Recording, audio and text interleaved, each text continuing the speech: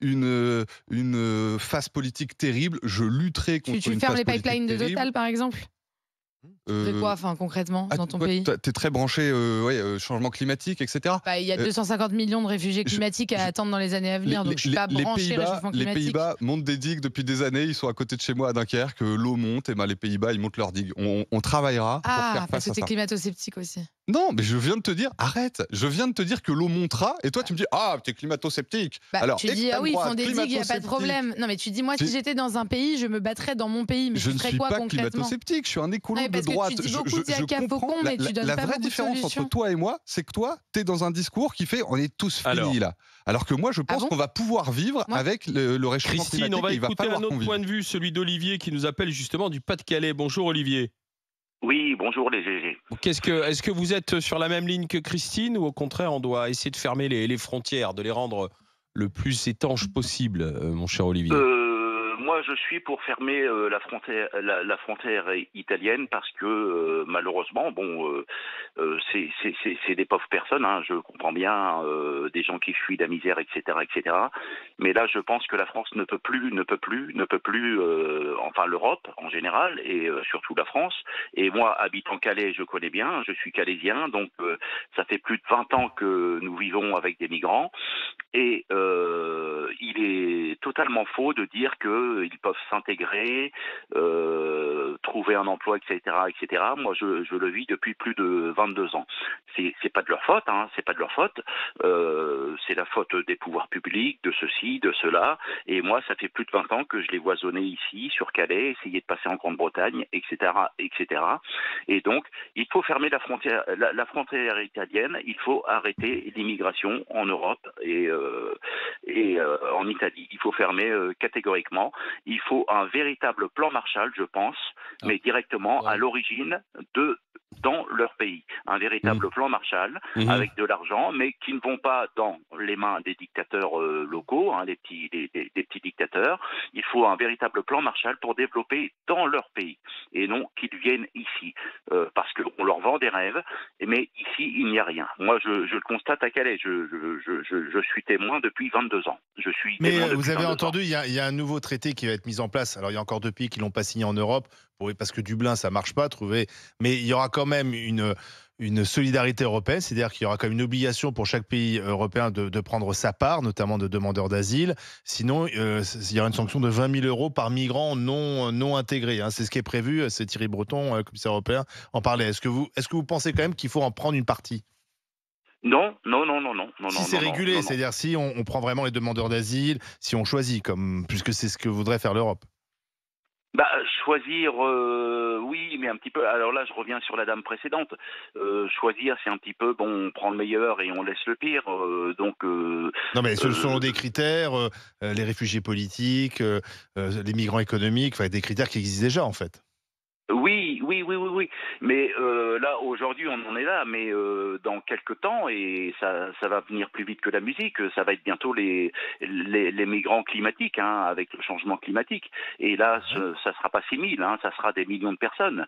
Et là, que va faire l'Europe 450 millions d'Européens contre dans 10 ans, 250 milliards d'Africains. Que fait-on Que va faire l'Europe? Donc oui, en fait, Olivier, vous reflétez aujourd'hui l'inquiétude d'une partie de la population. En fait, ce qui est majoritaire, très majoritaire, et surtout, un Calaisien. C'est-à-dire que c'est quelqu'un qui vit vraiment le sujet. Tous les autres qui ont des bons sentiments et qui vivent pas le sujet, moi, ça me fait toujours un peu rire. Moi, j'habitais près de la porte de la Chapelle à un moment, donc je le connaissais le sujet aussi. Ce qui gêne, c'est la couleur, en fait. On va se dire la vérité. Moi, j'ai les chiffres de la Commission européenne sous les yeux. Parce qu'ils sont noirs. Non, j'ai les chiffres de la Commission européenne. Oui. Bah oui, en Ukraine, les réfugiés ukrainiens, ils ont posé de problème à personne. Demande d'asile en Europe. Oui. Pays d'Asie, 30%. Afrique, 21%. Oui. Donc ce qui gêne, c'est la couleur, en fait. Mais non.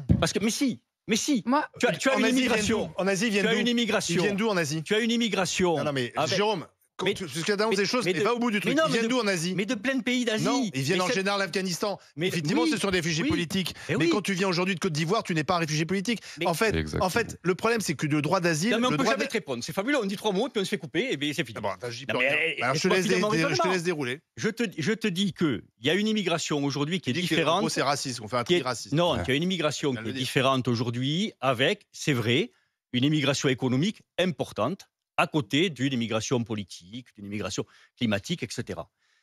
On veut pouvoir choisir, parce que c'est la vérité, on veut pouvoir avoir une immigration choisie. La seule possibilité par rapport aux vagues que l'on va subir, je dis bien subir, parce qu'elles vont s'ajouter les unes aux autres, c'est d'avoir, je le disais tout à l'heure, de vraies zones d'accueil qui vont permettre de trier. C'est pas ce que tu disais au début. Tu nous expliquais qu'on ne prenait pas les Noirs, en fait. En gros, c'est ce que tu as dit au début. Je te dis que par rapport à cette immigration-là, d'accord, tu tries. Et qu'est-ce qu'on fait de ceux qu'on ne comprend pas? À ce moment-là, il va falloir passer des accords avec les pays et les renvoyer. Capable de les renvoyer chez eux. Puisqu'on ne peut pas, comme disait Rocard à une époque, on ne peut malheureusement pas accueillir toute la mission. Ça marche pas. Les pays n'acceptent pas la réadmission de leurs ressortissants. Ils auront détruit leurs papiers. Ce qui ne marche pas, Antoine, et nous en avons eu la preuve flagrante avec l'Italie, c'est le repli sur soi qui vise à dire... Je vais, moi, fermer les frontières. Aujourd'hui, on a des dirigeants italiens qui tirent par la manche l'Europe en disant « aidez-nous, aidez-nous ». Alors, Flora, je remercie Christine et Olivier. Flora, et on écoute ensuite Tarek qui arrive de Moi, je voudrais répondre à Olivier, l'auditeur. Je ne suis pas du tout en désaccord avec vous. Je suis même assez d'accord sur cette histoire de plan Marshall. Et moi aussi, j'ai vu les migrants près de chez moi, contrairement à ce que dit le Olivier qu'on a ici, puisque j'habitais dans le nord de Paris. Et je peux vous dire, c'était pas drôle à voir puisque j'habitais pas très loin de ce qu'on appelait à un moment la colline du crack. Et en fait, vous avez des migrants qui arrivent et là, il y a des dealers qui leur donnent une dose de crack. Et là, c'est le cycle infernal de l'exclusion sociale. Enfin, c'est terrible. Et donc, évidemment, je suis d'accord qu'on n'a pas forcément mieux à leur offrir. Et donc, faire venir des gens pour qu'il y ait des passeurs qui les exploitent, puis des dealers qui les droguent pour que ces gens... Enfin, voilà, c'est certainement pas une bonne solution. Et évidemment, je suis d'accord qu'il faut organiser. Ceci dit, Olivier, notre auditeur, je voudrais vous dire qu'en 2015, donc il y a 8 ans déjà, au moment de la COP21, un fonds de 100 milliards a été voté pour que les pays occidentaux aident les pays du Sud à lutter contre le dérèglement climatique. Le problème, c'est que 8 ans plus tard, le fonds n'a toujours pas été bouclé. Et donc, les investissements ne sont pas là. Donc, bien sûr que si on pouvait faire un plan Marshall, on pourrait, si on avait une autre gouvernance internationale, d'autres représentations politiques. Aujourd'hui, malheureusement, c'est pas du tout le sens de la politique internationale.